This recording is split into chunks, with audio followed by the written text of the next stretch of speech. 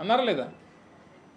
ఉచిత ఇసుక అంటే అందరూ ఏమనుకున్నాం, డిపోల దగ్గర ఇసుక ఉంటుంది వెళ్ళి తెచ్చుకోవడమే అని చెప్పని అనుకున్నాం. ఇసుక ఫ్రీ,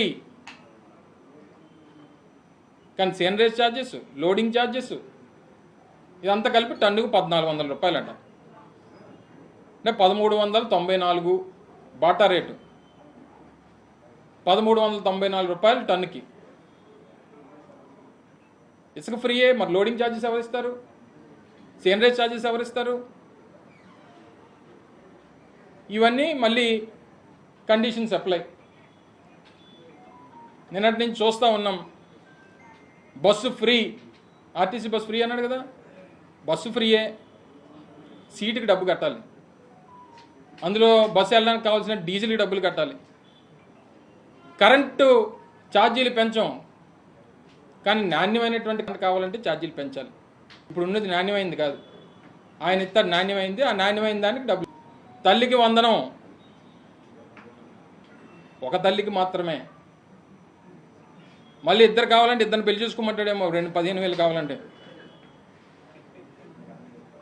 ఈ రకరకాలైనటువంటి కండిషన్స్ ఇవన్నీ చెప్పారా జనానికి ముందు, ప్రజలకు ముందు చెప్పారా?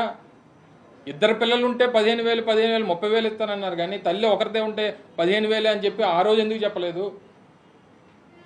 అంటే ఇద్దరు పిల్లలు ఉంటే ఇద్దరు తల్లులు ఉండాలన్నమాట, 15,000 కావాలంటే. ఇన్ని కండిషన్స్తో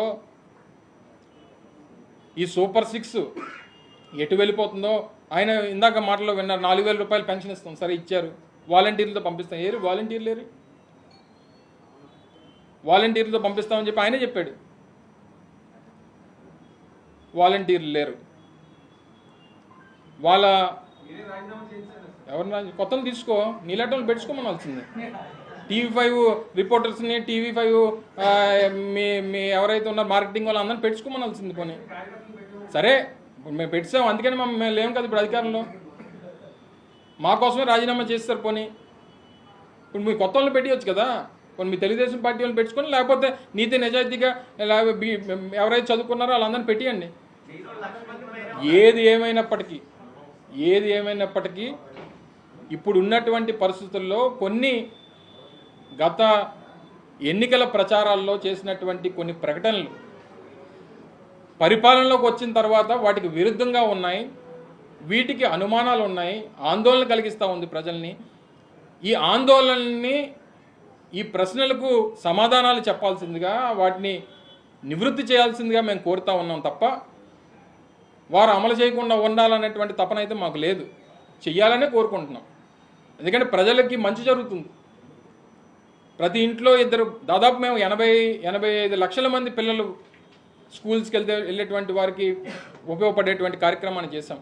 అంటే దాదాపు 42-43 లక్షల మంది తల్లులకి అమ్మఒడి ఇచ్చేటువంటి కార్యక్రమం చేశాం.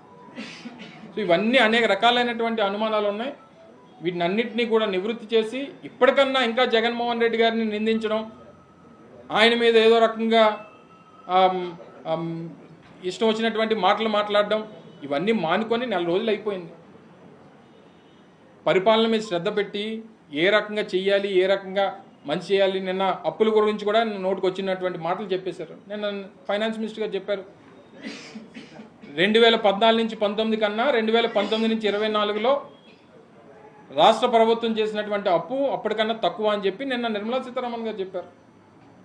ఇవన్నీ మేమేం మా ప్రభుత్వం నిన్న వారు మాట్లాడుతూ, ముఖ్యమంత్రి గారు మాట్లాడుతూ అన్నారు, అమ్మమ్మ ఎన్డీఏలో నేను కీలకంగా ఉన్నాను, కానీ దేశంలో 29 రాష్ట్రాలు ఉన్నాయి, అన్నీ మనం చెప్పినట్టు చేస్తారేంటి అని అంటున్నాడు ఆయన. వాళ్ళ దేశంలో అన్ని రాష్ట్రాలు ఉన్నా కేంద్రంలో ఉన్నటువంటి ప్రభుత్వం మీ వల్ల ఉంది కదా, మీ సహకారం వల్ల ఉన్నప్పుడు రాష్ట్రానికి మంచి ఎందుకు జరగకూడదు?